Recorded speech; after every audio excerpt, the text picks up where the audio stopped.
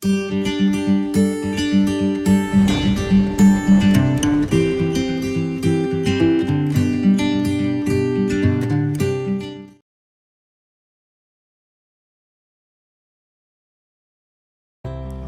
Friends, मैं doctor Kajal Mangukiya, gynaecologist, obstetrician and IVF specialist practising since last 15 years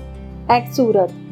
नमस्कार, आपका स्वागत है ऑर्किड पेशेंट्स अवेयरनेस सीरीज में। आज का जो टॉपिक मैं लेकर आई हूँ वह है very common topic leucorrhoea, vaginal discharge या तो योनि मार्ग का इन्फेक्शन, योनि मार्ग का संक्रमण। हर महिला को कभी ना कभी उसके लाइफ में ऐसी प्रॉब्लम आई होगी और काफ़ी लोगों को पता नहीं होता है कि नॉर्मल वजाइनल डिस्चार्ज क्या होता है, एबनॉर्मल वजाइनल डिस्चार्ज क्या होता है। कभी उनको गायनेक डॉक्टर को संपर्क करना है, कभी उनको एग्जामिनेशन करवाना चाहिए, क्या क्या उसके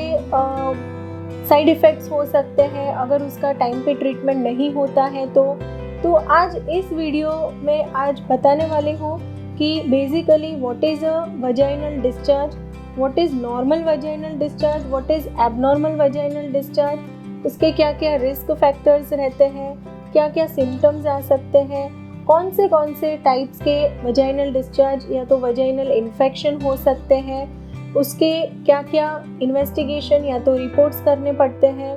और उसकी जो ट्रीटमेंट है क्या ट्रीटमेंट दे सकते हैं और भविष्य में और बार बार ऐसा वजाइनल इन्फेक्शन नहीं हो उसके लिए क्या क्या प्रिकॉशंस रखने हैं। तो आइए अब मैं बताती हूँ कि वजाइनल डिस्चार्ज नॉर्मली जो वजाइना है वहाँ पे सफ़ेद पानी जाना नॉर्मल है और यह जो सफ़ेद पानी है या तो सफ़ेद द्रव्य जो है उसकी वजह से वजाइना क्लीन रहता है। बेसिकली जो सफ़ेद पानी है वह एक क्लींजिंग एजेंट है। जैसे हम घर में साफ़ सफाई करते हैं, झाड़ू पोछा लगाते हैं तो पोछा लगाते हैं कि फ्लोर क्लीन हो जाए, वैसे ही वजाइना क्लीन रखने के लिए सफ़ेद पानी जाना नॉर्मल है, क्योंकि वह जो सफ़ेद पानी है उसके अंदर लैक्टोबैसिलस नाम के बैक्टीरिया रहते हैं जो वजाइना का जो पीएच है उसे एसिडिक रखते हैं। एसिडिक पीएच की वजह से फीमेल को इन्फेक्शन का रिस्क कम रहता है। लेकिन अगर यह वजाइनल डिस्चार्ज जो है, जैसे कंडीशन में आपको बताती हूँ कि कोई फीमेल है जिसका अभी डिलीवरी हुआ है और अगर एक बेटी का जन्म होता है तो यह जो बेटी है उसको डिलीवरी मतलब उसके जन्म के बाद इनिशियल जो डेज है 7 से 10 दिन या तो 1 महीने तक योनि मार्ग में से सफ़ेद पानी जा सकता है और यह एब्सोल्युटली नॉर्मल है, जिसे हम फिजियोलॉजिकल ल्यूकोरिया कहते हैं कि एट बर्थ उनके जो शरीर है उसमें माँ के जो हॉर्मोन्स है, ईस्ट्रोजन हॉर्मोन्स, वह जो हॉर्मोन्स है उसके ब्लड में रहते हैं और उसकी वजह से उनको योनि मार्ग में से सफ़ेद पानी आ सकता है। दूसरा है कि जो टीनेजर गर्ल्स हैं जिनका अभी 12-13 इयर्स की एज है, पीरियड्स शुरू होने का समय हो चुका है, ऐसे जो गर्ल्स हैं उनको भी वजाइनल डिस्चार्ज हो सकता है, एक्सेसिव वजाइनल डिस्चार्ज, क्योंकि अभी उनका जो रिप्रोडक्टिव ऑर्गन्स है वो तैयार हो रहा है पीरियड्स के लिए, तो यह जो समय है तभी वजाइनल डिस्चार्ज हो सकता है। फिर जैसे जो फीमेल्स हैं उनको पीरियड्स शुरू होने के एक आध हफ्ते पहले या तो 4-5 दिन पहले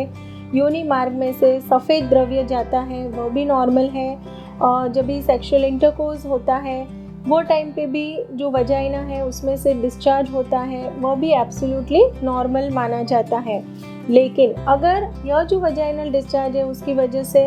आपको प्राइवेट पार्ट्स में इचिंग हो रही है, बर्निंग सेंसेशन हो रही है, या तो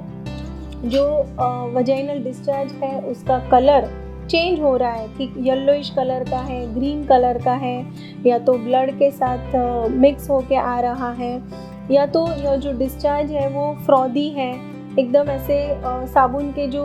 ये रहते हैं फ्रॉद वैसा डिस्चार्ज है, या तो जैसे हम दही जमाते हैं तो दही जैसा अगर कर्डी वाइट डिस्चार्ज है, तो यह जो डिस्चार्ज है इन सब डिस्चार्ज को एबनॉर्मल वजाइनल डिस्चार्ज माना जाता है। और यदि आपको मैंने बताया उसमें से कोई भी change in the colour of the vaginal discharge है तो आपको तुरंत ही एक गायनेक चेकअप करवाना ज़रूरी है।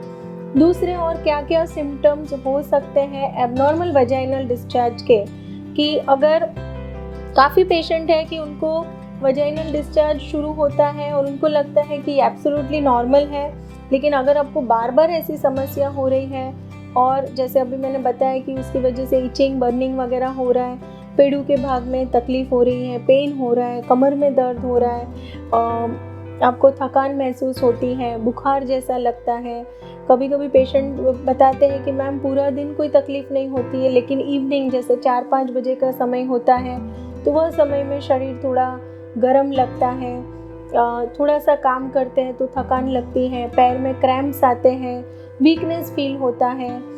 वज़न काफ़ी हद तक कम हो गया है ऐसा लगता है, भूख कम लगती है। तो अगर ऐसी सब समस्या है तो आपको तुरंत ही एक गायनेक चेकअप करवाना चाहिए। और फ्रेंड्स, जब भी आप गायनेक चेकअप करवाने जाते हो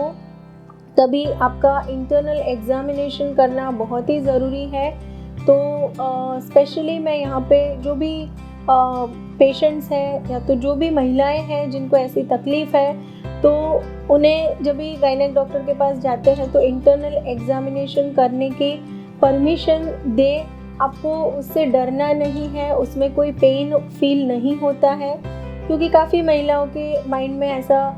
डर रहता है कि हम गायनेक डॉक्टर के पास जाएंगे तो हमारा इंटरनल चेकअप करेंगे और उसकी वजह से हमें जो ऑलरेडी पेन हो रहा है वो और बढ़ जाएगा। तो फ्रेंड्स, आपका गायनेक चेकअप की वजह से यह पेन नहीं बढ़ सकता है, सो आपको घबराना नहीं है। दूसरा है कि क्या क्या रिपोर्ट्स हम करवा सकते हैं। सो जैसे मैंने बताया कि इंटरनल पेल्विक एग्जामिनेशन आपका होता है। उसके बाद अगर गर्भाशय का जो मुख है जिसे सर्विक्स हम कहते हैं, वहाँ पे यदि हमको लगता है कि अल्सर वगैरह है और पैप स्मीयर या तो लिक्विड बेस साइटोलॉजी यह रिपोर्ट की आवश्यकता है तो वह रिपोर्ट कर सकते हैं। और एक सोनोग्राफी जनरली हम नाउअडेज अभी सोनोग्राफी कर सकते हैं हम, उसमें भी पता चल सकता है कि और कोई दूसरा पैथोलॉजी अगर है या तो यह जो इन्फेक्शन है वह यूट्रस और फेलोपियन ट्यूब्स और वहाँ तक अगर पहुँचा है तो वह सोनोग्राफी के माध्यम से हमें पता चल सकता है। फिर लास्ट में आता है कि ट्रीटमेंट, क्या ट्रीटमेंट आपको दिया जाता है। फ्रेंड्स, पहले तो मैं बताना चाहती हूँ ट्रीटमेंट के पहले कि आपको क्या प्रिकॉशंस लेने हैं। जैसे कि आपका पर्सनल हाइजीन जो है वो बहुत ही इम्पॉर्टेंट है।